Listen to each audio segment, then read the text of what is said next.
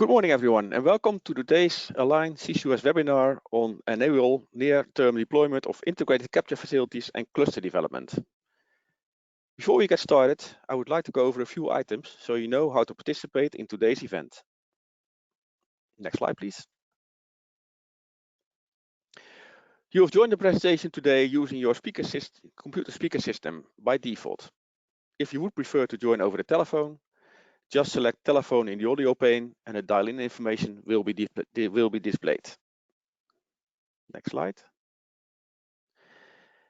You will have the opportunity to submit text questions to today's presenters by typing your questions into the questions pane of the control panel. You may send in your questions at any time during the presentation. We will collect these and address them during the Q&A session at the end of today's presentations. Next slide, please. Some presenters will pose a poll questions to the audience that you can answer with your system.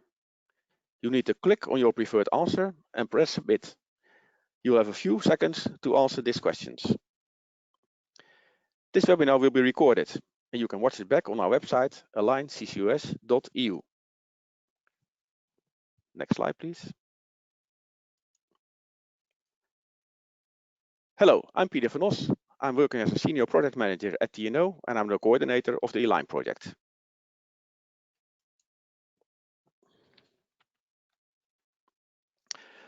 ALIGN-CCUS stands for Accelerating Low Carbon Industrial Growth through CCUS.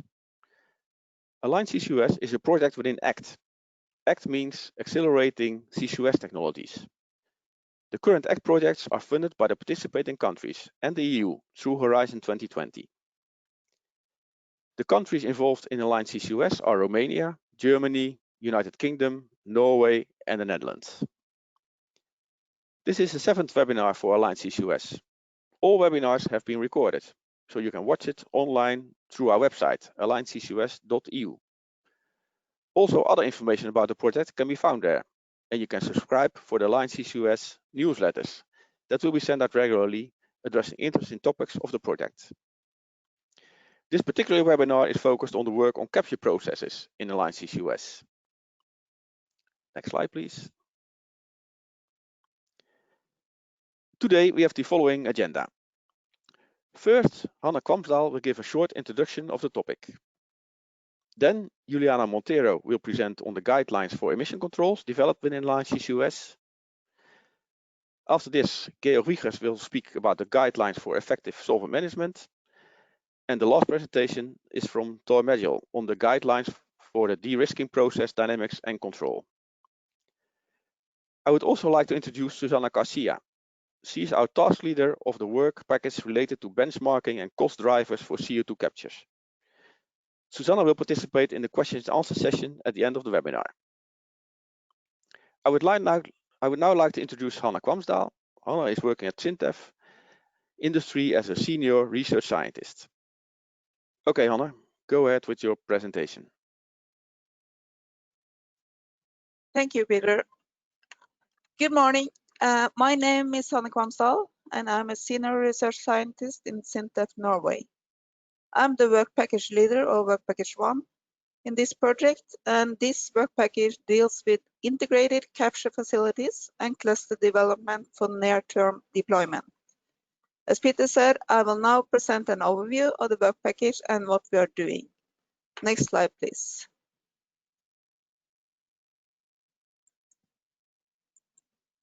Okay, since the ALIGN-CCUS project deals with near-term deployment of CCUS, we have chosen a capture technology that is readily available for large-scale post-combustion capture from both power stations as well as process industry plants. This technology is a conventional absorbent stripper system with amine-based solvent systems.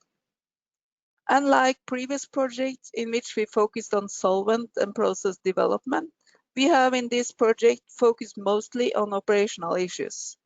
These issues can be addressed by using more generic solvent systems, and here we have used the benchmark solvent MEA and the CISA-1 solvent system. The CISA-1 solvent system has its name from the previous CISA project, and it consists of a mixture of AMP and piperazine. Next slide, please.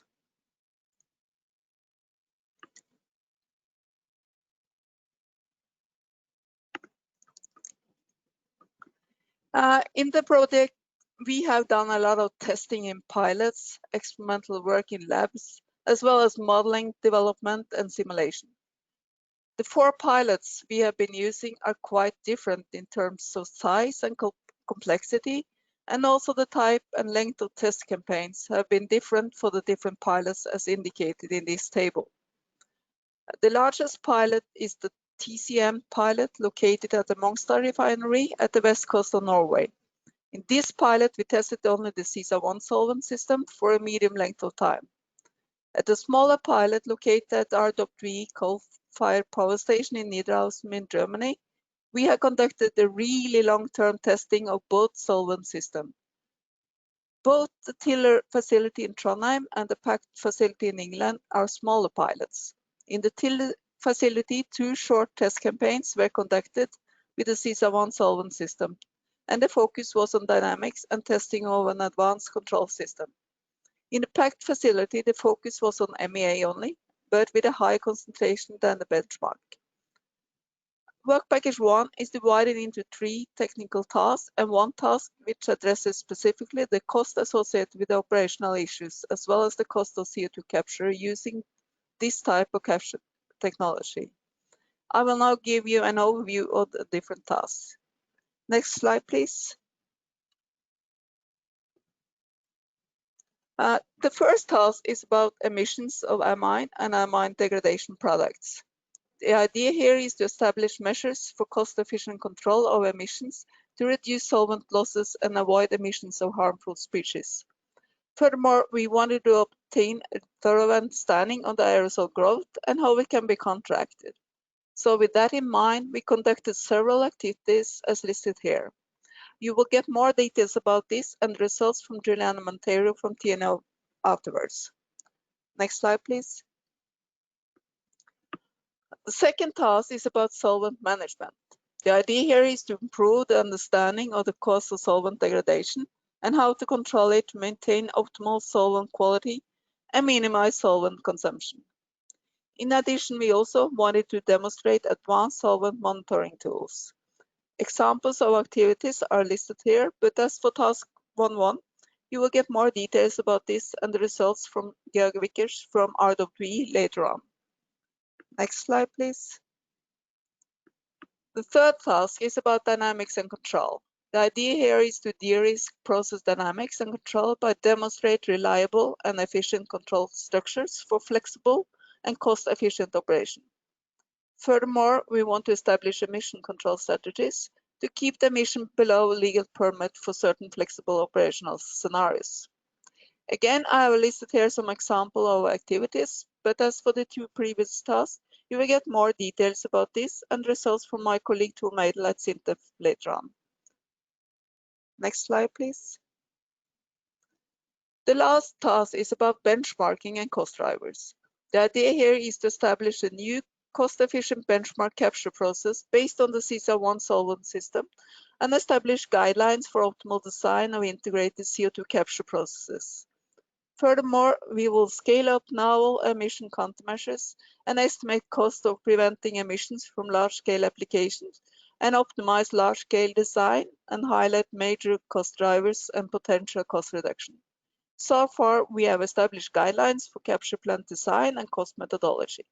We have done some modeling and started to simulate capture plants for large-scale integration with power stations, cement, and waste-to-energy plants. The work is led by Susana Garcia from here at Watt University. We will not present any results from this work as we are still working on it, but Susana is present here today, as you heard, and she can answer any questions related to this task.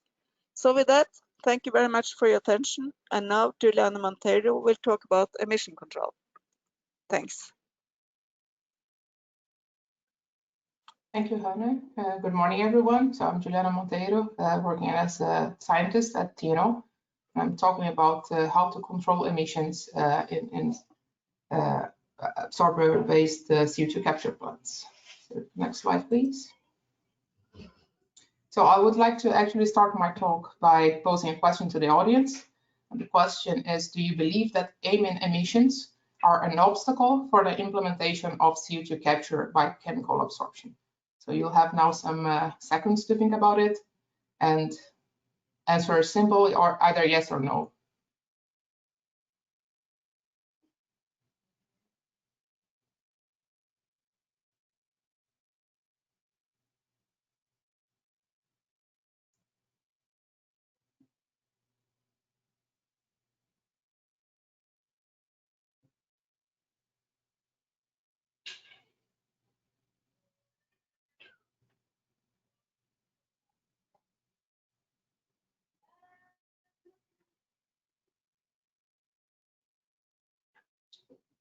Okay, I'm now getting very curious to see the results.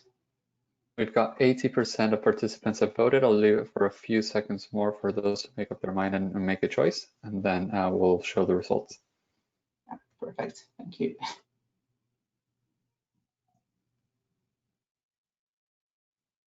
So I think for the other 20%, I should have put a maybe option in there.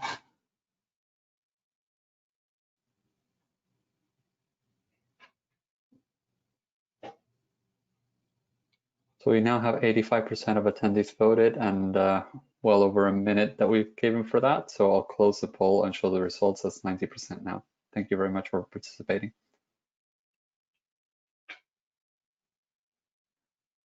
Okay, so, well, it's a pretty divided audience that we have here. So some of you actually believe that this is a problem, others don't believe that this is a problem.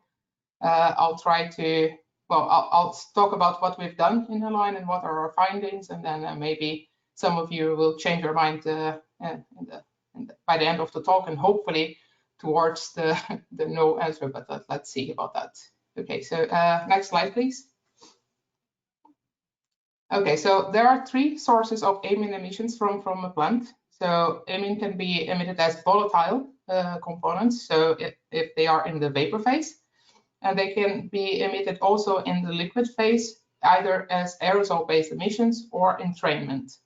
And the separation here, or the division between aerosol-based and entrainment is slightly arbitrary. So we're talking about particles below 5 micron, we're calling this aerosol-based emissions, and above 5 micron, we're calling this entrainment. Next slide, please. Basically, the reason for this more or less arbitrary division is that entrainment particles are those that can be easily separated by mist eliminators. So when we talk about entrainment, this is actually a problem that is easily solved by having a decently engineered mist eliminator on top of your absorber column. Whereas for aerosols, we're talking about small particles that are not that easily separated. So these are actually hard to mitigate problem emissions. So next slide, please. Within ALIGN, we have focused on both volatile emissions and aerosol-based emissions. Next slide, please. So there were multiple pilot runs on MEA, also prior to ALIGN. And in these pilot runs, we have seen emissions of MEA, which are quite variable. So from below 1 milligrams per normal cube up to hundreds or even thousands of milligrams per normal cubes. And we know that the difference between this is whether there are aerosol-based emissions in the pilots, and aerosol-based emissions, they are quite dependent on the particle concentration. So the total particle number concentration in the gas matters, but also the particle nature matters. So if there's SOx in the gas, if there are solid nuclei, so for instance soot, but also salts, this could lead to aerosol emissions. There are, so we have tried to come up also with more or less limits or guidelines to understand whether particles would pose a problem related to aerosol-based emissions, and roughly speaking, we can say that, okay, from 10 to the 6th number concentration per cubic centimeter onwards, there could be aerosol-based emissions, and these emissions would then dominate the amine emissions, and those would then be in the scale of hundreds to thousands of milligrams per cube. This is of course very variable, and most of this knowledge is based on MEA data. So also within ALIGN, we tested CISA-1 to see if these numbers also apply. So next slide, please. So looking into this kind of data of emissions of particles in the plant, we can more or less know what to expect if the emissions in the plant will be low or unacceptably high. And then if they would be high, then we have to mitigate them. And within ALIGN, we have looked at a number of mitigation strategies. So some of these strategies are more or are thought targeting aerosol-based emissions, or there are thought for targeting volatile-based emissions, and some of this will, of course, act on both, like for instance the dry bed configuration. So I will address some of these during my talk. Next slide, please. So within ALIGN, we have actually demonstrated some of these emissions at the RWE pilot at TRL6. So that goes for the VASP, the dry bed, acid and water wash configurations, lean solvent temperature variation, and high velocity water spray. Next slide, please. So within our guidelines for emission control, that will be a publicly available document. We will address all these different questions and we'll talk about the different mitigation strategies. I will not cover all of these into this presentation because of the limitation in time. But you'll get a notification when this report is out, and it will be available on our website.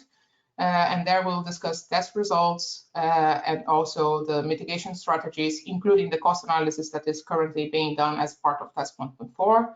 And we'll discuss also the models to predict vapor and aerosol emission, aerosol-based emissions. Next slide, please. As a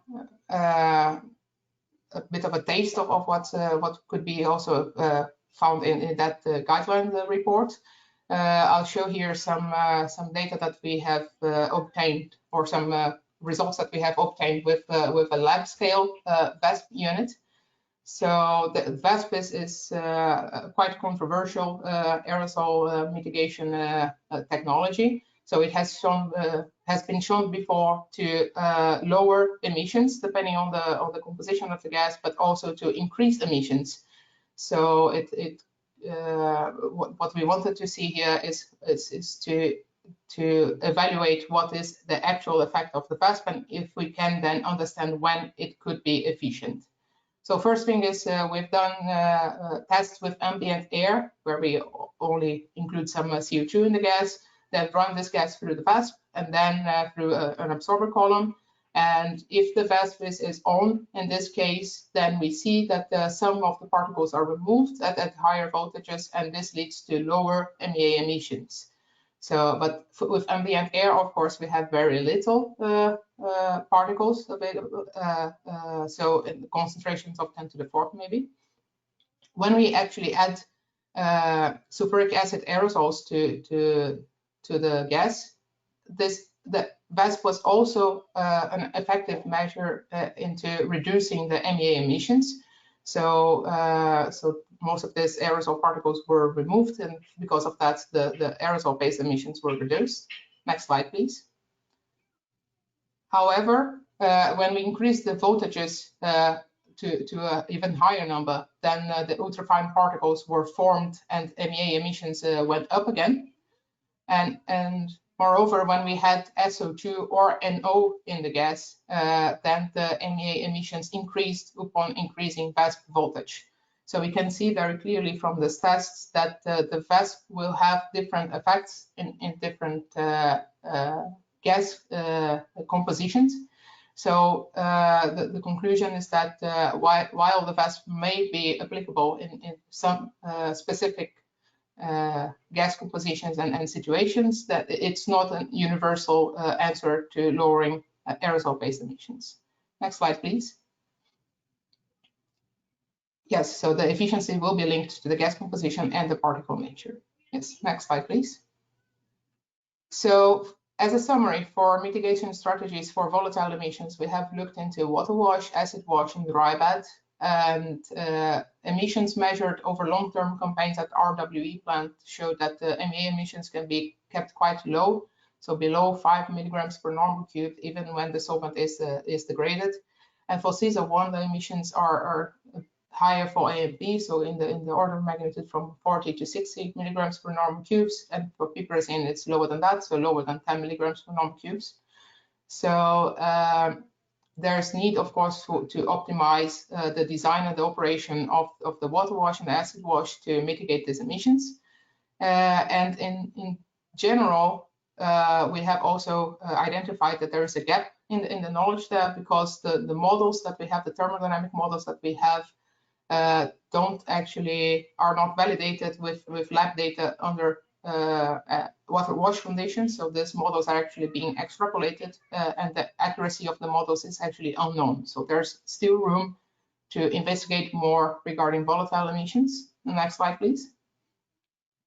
For aerosol-based emissions, what we are now addressing as the state of the art is the permanent emitter unit. It has been shown to remove above 95% of the particles, and then being quite efficient towards aerosol-based emissions. We have investigated, as I said, alternative technologies, and the results will be then more discussed in the public report. And we have also improved quite a lot the understanding of the aerosol phenomenon. So with the models that we have now, the prediction of emissions are much improved. Next slide, please.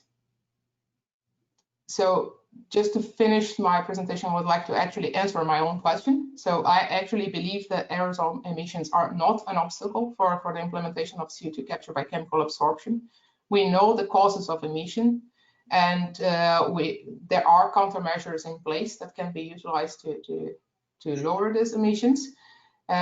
This topic, however, should be given enough attention at the design and engineering phase, and if ignored, it can lead to major problems. So with that, I would like to finish my presentation and hand over to Georg Wiechers, who will be then presenting on amine degradation. So thank you. Yeah, thank you, Juliana. My name is Georg Wiechers, and I'm the task leader of task 1.2. I work with RWE in the research and development, and I'm the project manager for the pilot CO2 capture plant here at the power plant of Niederaußen. Next slide, please. Yeah, task 1.2 is about solvent management, and the aim of this task is to improve the understanding and the reasons for solvent degradation and how to control it. For this goal, pilot tests were conducted at 3 different pilot plants: in Germany at RWE's power plant in Niederaußen, in Norway at the test center Mongstad, and in the United Kingdom at the PEC test facility in Sheffield. These 3 pilot plants are different in their capacities. The flue gas and also the test durations were different, between 500 and 12,000 hours. The solvents that were investigated were MEA and CCUS, and the solvent management technologies that were tested are the bleed and feed and the reclaiming of the solvent by ion exchange. In the task, also 2 online solvent monitoring tools were developed, both on the basis of chemometrics and tested at different pilot plants. Also, a so-called DORA system was further developed. As a countermeasure against oxidative degradation, the dissolved oxygen is removed from the solvent with this technique. And also theoretical work was carried out. 2 degradation models with different approaches were developed. One that based on a model for MEA was extended to CCUS, and the necessary information about the properties and the behavior of CCUS were determined in many lab experiments. And the other model uses a big data approach with data from the pilots. So next slide, please. On this slide, we can see results from the 2 long-term campaigns at RWE. At this pilot plant, it was tested with both solvents investigated here in the ALIGN-CCUS project, so with MEA and with CCUS. The MEA campaign had a duration of more than 12,000 hours, and also the CCUS campaign has already exceeded more than 10,000 hours. In the upper left diagram, you can see in orange the electric output of the power plant, operating most of the time at full load or part load. And during the seldom shutdowns of the power plant, when of course no CO2 is available, the capture plant is hot and the solvent circulating. The blue line shows the accumulated operating hours of the capture plant, and the steady gradient shows a very continuous operation. The green line shows the solvent circulation rate. It is very stable in the beginning, but you can see that after 200 days it increased, then falls back, and after that varies for different reasons. In the diagram below, you can see the results of the lab analysis of the solvent. Trace elements like iron, nickel, chlorine, and degradation products like acetate, formate, or oxalate. And also here you can see that after 200 to 250 days, there's something changing. I'll come back to that in a later slide. In the upper diagram on the right-hand side, you can see the operation of the pilot capture plant with CESA 1. And also here you can see the very continuous operation of the capture plant. However, the solvent circulation here is different from the MEA campaign. It varies very much in the beginning and is stable later. This is because of parameter tests that were conducted in the beginning to find optimal settings for the solvent.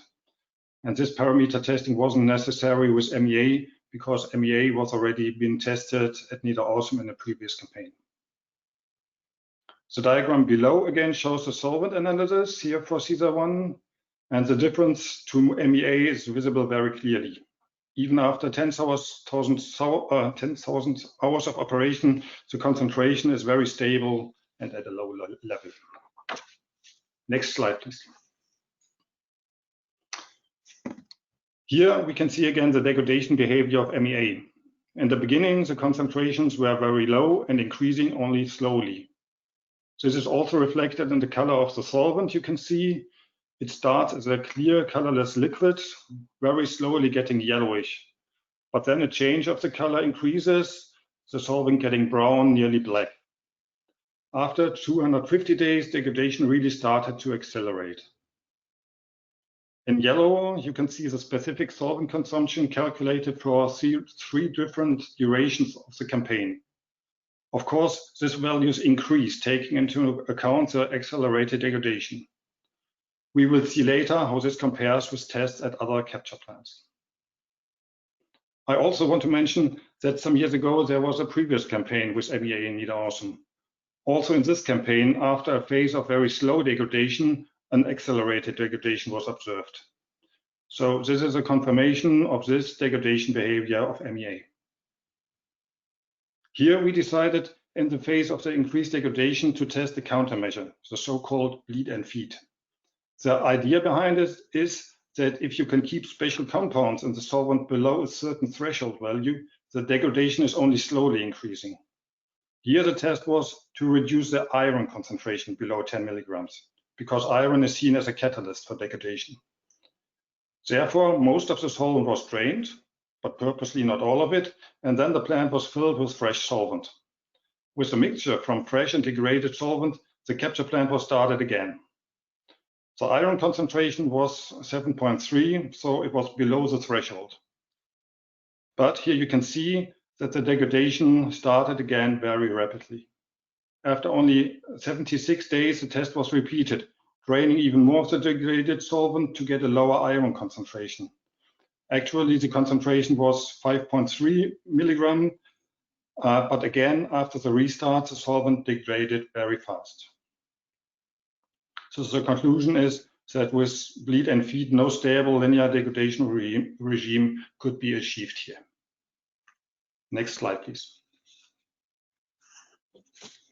After the bleed and feeds, another countermeasure was tested. The reclaiming of the solvent by an anionic ion exchange resin to remove anionic degradation products. On the images, you can see the reclaiming system we rented and mounted to the capture plant. When we started, we did only one reclaiming cycle per day, and later we increased it to up to 3 cycles per day.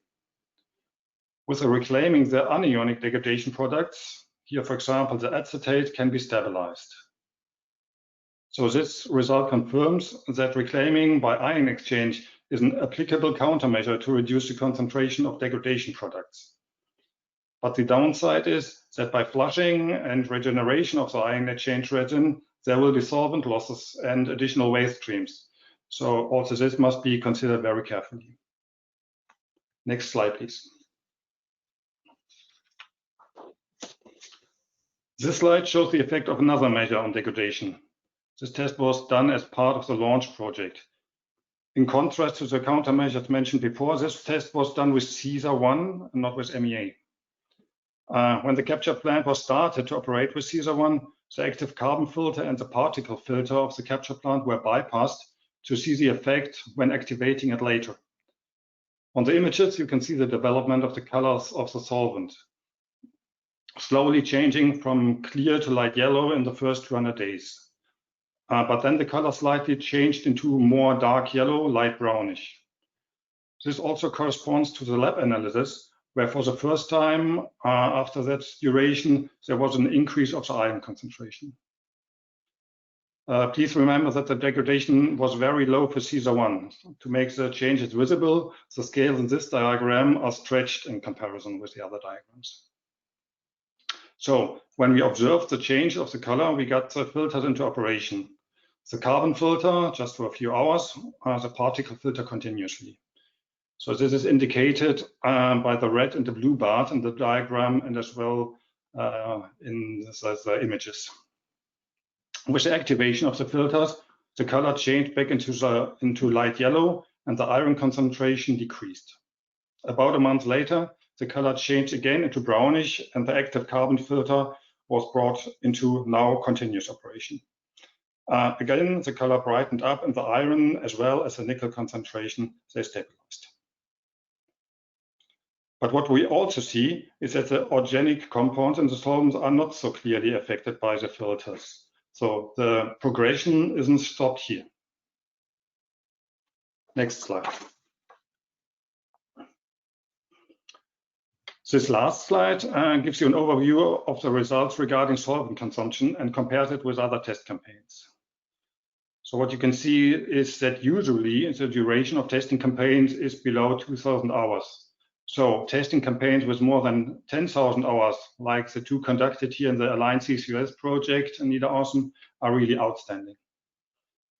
The specific solvent consumption for MEA at Niederaußen is indicated by the red squares. They confirm a result that was achieved in the previous campaign at Niederaußen, represented by the light red square. The other dots, squares, and triangles in other colors indicate solvent consumptions that were reported for campaigns at other pilot plants. What you can see is that the consumption there is significantly higher. Also for CESA-1, the results are shown in the diagram. At TCM, the solvent consumption for CESA-1, interestingly, is much lower than the solvent consumption that was found at TCM in former campaigns for MEA.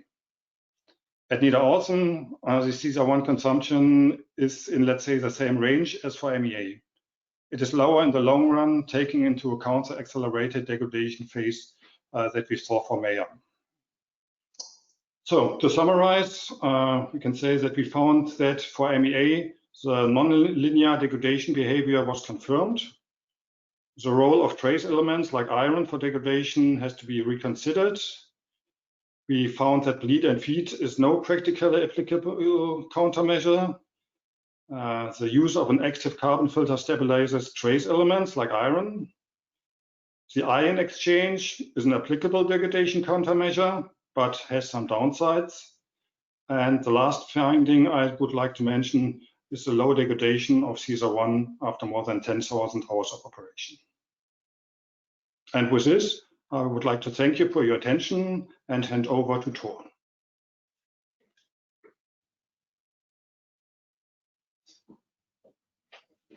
Hello, good morning, everybody. My name is Thor Mejdell. I'm working as a senior research scientist at the SINTEF in Norway, and I'm the work package leader of 1.3. Next slide, please. As a background of this work is that we want flexible operation of capture plants.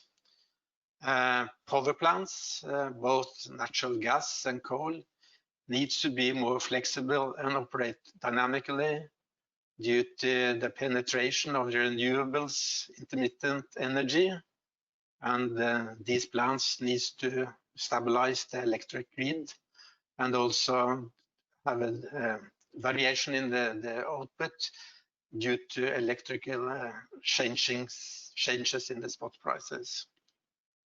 And when the power plants has to be more flexible, also the capture plant needs to follow the variations in the power plant. And typically it is that that the flue gas flow into the plant, and also to some extent the CO2 concentration will vary. And also sometimes the temporal limitation of the steam that is available for the reboiler. So all this needs an efficient control structure for the post-combustion plant. The next slide, please. Just to see the control, here is a typical post-combustion plant. So the basic controllers will typically be the levels in the absorber and the desorber and in the flue gas cooler, and tanks and so on. This will be basic, and we need to stabilize the pressure in the reboiler, in the stripper, and also we need to control the water balance, which typically is used by looking at the temperature in the pre-cooler with water and also on the temperature out of the absorber, the water wash there. Next slide, please. And doing these basic control loops, then there are remaining typically 2 degrees of freedom. We have the liquid circulation rate, how fast the liquid flows in the system, and we have also the reboiler duty, how much energy we put into the system. And this we will try to control the CO2 concentration out of the absorber, which is actually the way we control the capture rate. And at the same time, we want to minimize the specific reboiler duty in terms of energy, megajoule per kilo of CO2. Below here is a figure from steady state runs at Tiller in ALIGN, and we see if we changes the liquid rate, there is a minimum SRD at some point, in this case at 5 kilo a minute. So it is possible to minimize the specific reboiler duty by, for instance, the liquid rate. But for the control process, the dynamics is important. Next slide, please. So here is an example when we change the reboiler duty from 28 to 24 kilowatts in a step. Then we can look at this, what's the CO2 out of the absorber. We see that it first takes some time, actually 24 minutes about before anything happens, and then you have a quite slow change, and within 75 minutes afterwards, it's reached the 63% of the final value. So this is a slow response. Next slide, please. On the other hand, if you look at the temperature inside the desorber, here is shown one that is 2 meters up in the column. We can see that is almost immediately change from 130 down to 104. So this is typically a very fast response. Next slide, please. And the same time, if another step, here we have reduced the liquid circulation rate from 7 to 5.5 liter a minute. And the response in the CO2 out of the absorber is initially very fast. But if anything is not done, it will, over a longer period, goes back to the original point. So, but if you look at the initial point here, it's very fast, 1.5 minutes and 4 minutes in time constant. Next slide, please. So this is some of the lessons learned from the project. The flue gas concentration out of the absorber reacts quickly to a change in liquid rate. So the liquid rate should be used to control the capture rate. The main liquid buffer tank should then be on the cold side to facilitate this control. This is a kind of design recommendation. Also, a prerequisite for this control is that the lean loading is controlled by the reboiler duty. And this might be done by controlling a temperature in the dissolver.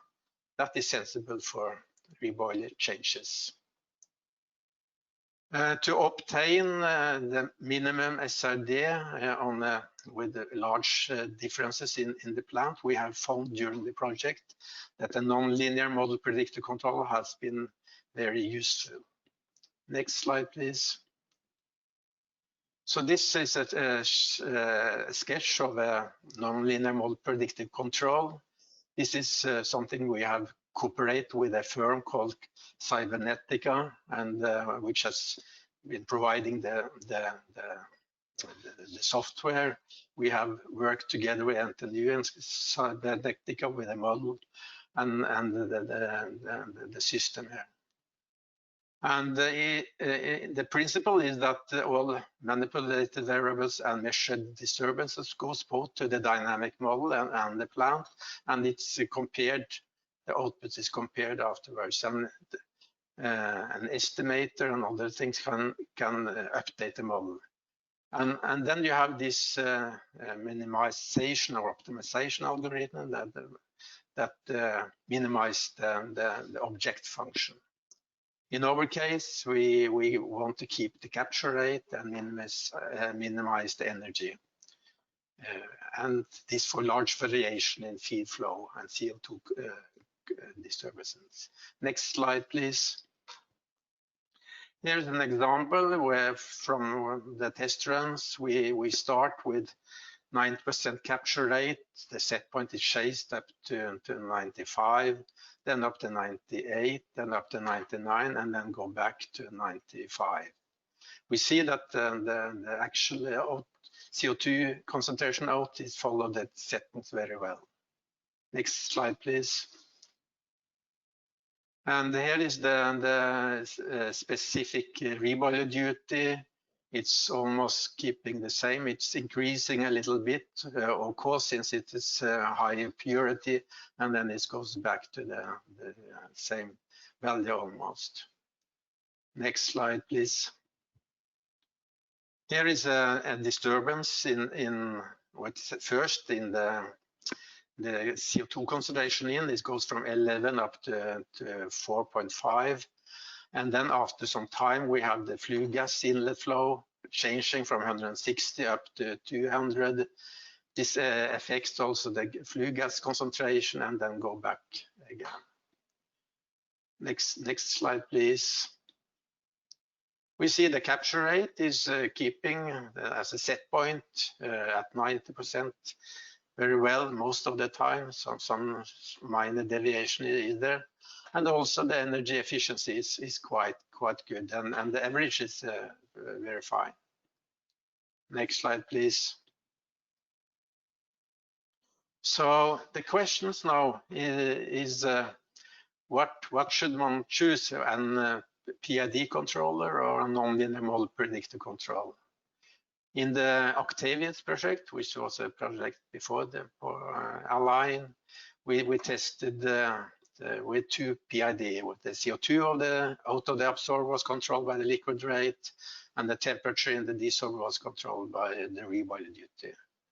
And actually, it forms very well for 9% capture rate and moderate changes from, let's say, 15–20% in the flue gas flow and CO2 concentrations. In the ALIGN project, we tested this nonlinear model predictive control. We have also tested this in other projects before ALIGN. And one of the things that is necessary here is a good dynamic model for the plant. Should be also verified by step response testers. And when it first is in place, it's very flexible. And optimization may include a variety of electric spice, constraints in steam, and so on, and all kinds of changes in the power plant. And also, as we saw here, that it may follow capture rate set point changes. And this facility using a second layer of optimization, often called a dynamic real-time optimizer, which can minimize the energy and the cost on a longer time horizon, typically a day or a week and so on. So, and with this, I finalize my talk, and I thank you all for listening, and I will hand over to Peter again.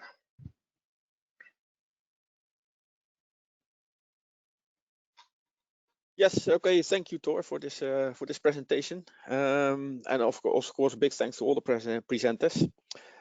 We are now going to begin answering the questions that were submitted during today's presentations. So if the presenters can all switch on their camera, then we can also see you. And as a reminder, you can still submit questions through the questions pane in your attendee control panel. And if there are any questions regarding the benchmarking work and the cost for CO2 capture, Susana Garcia has also joined the question and answer team to answer your questions on that topic. So let's start. Let's see with the question that has come in. I think I will pose my first question to Georg. Yeah, you've showed the results for MEA and CSO1. Both have pros and cons, but which solvent would you choose based on this experience you have in this extreme long-term testing? Yeah, thank you, Peter. That indeed is a very interesting question. Of course, it has much more aspects than just solvent degradation and solvent management. I reported on in my slides. So the first aspect is a specific energy demand to capture CO2. This, of course, influences the capture cost very much. And for CSO1, the energy demand we found is much lower than for MEA. And also the circulation rate is much lower. Another aspect is the degradation. We saw that for MEA, after a long time of slow degradation, it really started to accelerate. While for CSO1, the degradation stays low, even after more than 10,000 hours. In the long run, the specific solvent consumption was so lower for CSO1. But on the other hand, we saw that the amine emissions were lower for MEA than for CSO1, but higher for ammonia. And also we have to keep in mind that material handling is easier for MEA, and also the costs for the solvent are lower for MEA. So I would say a lot of results are there, but a lot of different aspects have to be considered very carefully.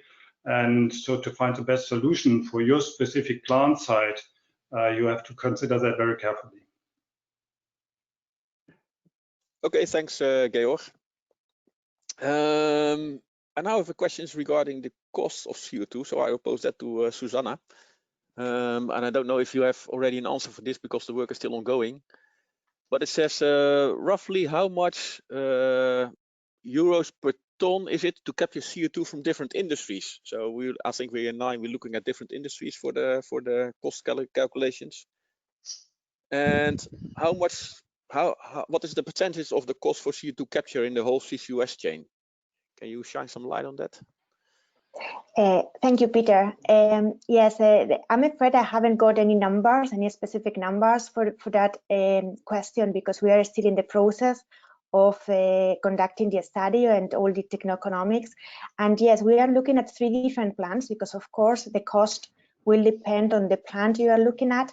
So in ALIGN, we are looking at 3 main plants for that analysis. One of them will be a coal-fired power plant, as an example of a power plant, and then 2 industrial plants, waste to energy and a cement plant, as also examples of industries that you can find in the different clusters that we are considering in ALIGN as well. So the way we are going about that is basically we have defined a series of key performance indicators that will give us a quantitative assessment of the performance of the plant. And also one of the main novelties of ALIGN is that we are also going to look into new aspects, such as the emissions, solvent management, the cost of the countermeasure, and how to integrate all of that in order to optimize the design and minimize the cost. So the results from this study will be available, and we will then be in a much better position once we finish the project to answer that questions with the specific numbers. As of now, we don't have those numbers yet, because as you mentioned, that's an ongoing task at the moment. And in terms of what's the percentage that the capture step contributes to the total cost of the CCUS system, normally the number that you can see out there in the different reports and different literature is that the carbon capture cost is approximately 70%, or represents approximately 70% of the total cost. So it's by far the most contributing one, and that's why there is so much research going on in terms of trying to reduce that cost. Okay, thanks a lot, Susanna, for answering this question. I have a next question for Thor. You were speaking about this nonlinear model predictive controllers. It sounds quite complex. Is it much effort to install and to operate such a controller? Yes, there is some investment in starting this using this kind of nonlinear model predictive control. In our case, we have a good cooperation with Cybernetica, the firm that provide the software. And then we also earlier have developed the model, the general model for the post-combustion plant. Then we need to adapt that to different plants, like the Tille facility or the Mongstad, the Center Mongstad facility, with the holdups, the height of the absorbers and so on, and also test that the dynamics is okay with the step response to look at the model compared to the experimental data. So there's some work to be done, but when this has been done, then you have a very large flexibility, and of course the software here is providing user interfaces, and the operators had to have some learning, but it's quite easy to adapt, actually, I would say. Okay, thanks, Thor. I think this is a question for Juliana. Juliana, have you also looked at conventional gas liquids coal sealers for aerosol removal?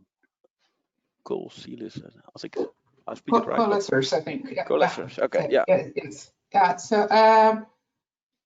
So as I understand, it's the design of coalescer would be very close to the design of what we call a BDU filter. So it's in that sense we have looked into it.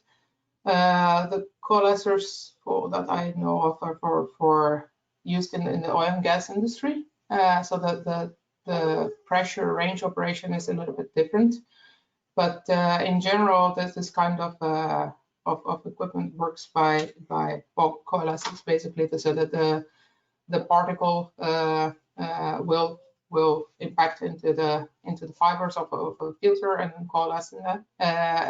Because of this, will be then separated out. So yes, so the BDU, the burden emitter unit, is a form of this coalescers, and this has been applied as the state-of-the-art technology. And the main downcome of this technology is really the pressure drop that is generated by this kind of a separator. And specifically for post-combustion capture, this is very important because we're talking about gas at atmospheric conditions. So a minor pressure drop, as would be seen maybe in the oil and gas case of 50 millibars, is quite important and costly in the post-combustion case. So this actually adds to the cost of CO2 capture. Okay, thanks a lot, Juliana. Yeah, no problem. I think I have another question for Georg. So there's a question about the energy requirements. So the specific question is, what is the amount of megajoules per kilogram CO2 specific reboiler duty that was found for CCUS compared to MEA in your testing? Yeah, for CCUS, we found that reboiler duty is 3 gigajoule per ton of CO2 captured, and for MEA it was 3.5. And we found this reboiler duty.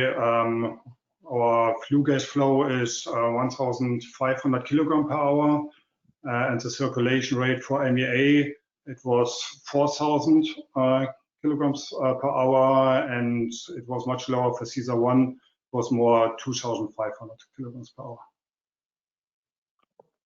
Okay, thank you, Georg. I think we have time for a few more questions. I think this is also, for Juliana, a question about the MEA degradation model. Actually, the question is it publicly available, and is it also does the model also consider thermal reclaiming? Sorry for the comment. Yes, I think the question could be both for me and for Georg, but I'll just take it since the speaker threw it in my direction. So the degradation model is currently not available. We will present it in the public guidelines for solvent management, and it is a model specifically looking into the degradation, so it doesn't integrate any countermeasures. So thermal reclaiming is not integrated into the model. You could, of course, change it by basically adding an outlet for the products that are formed, and then by that, then basically virtually integrating it. What we will do in terms of integration of models and countermeasures is we will look into this for specific cases in task 1.4, also as a way of evaluating what is the impact in terms of costs of different countermeasures. So thermal reclaiming, for instance, into the cost of solvent management and then ultimately CO2 capture. All right, thank you, Juliana. We're running towards the end of the webinar. There are still a few questions outstanding, but I think we will pick them up after this webinar and approach the person who has answered the questions by email to answer those specific questions. So we will at least address all the questions. But I want to pose the last questions to the work package leader of VP1, so that's Hanne Kvamsdal, who has lead all the work in this work package, considering emissions and cost calculations and modeling. So the question is, do you think that all risks concerning emissions and solvent degradations are answered in this project? So are we ready for a full-scale implementation of many plants worldwide? Of course, I think we have covered quite many aspects in this project, but we also see that there are some issues that we need to study further. So we actually have planned to focus on this in a follow-up project. But I think Okay. we have answered many questions already in this project. Yeah, thanks. And I think also quite some deliverables will be made public, so that also the world can learn from our findings in ALIGN. So with this, we have come to the end of our webinar. I would like to thank everybody for attending this webinar, and also big thanks to the presenters, and of course Susanne to be part of the questions and answers panel, and also for the organization at CCUS to make this all possible. And yeah, once you leave this session, you will receive a survey on this webinar, and we would appreciate if you would complete that and provide your feedback, that we can also learn from it.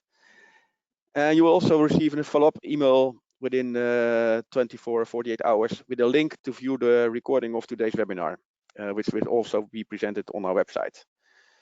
So on behalf of all the presenters, I thank you for joining us today, and have a good day, rest of your day. Thank you very much, and bye-bye.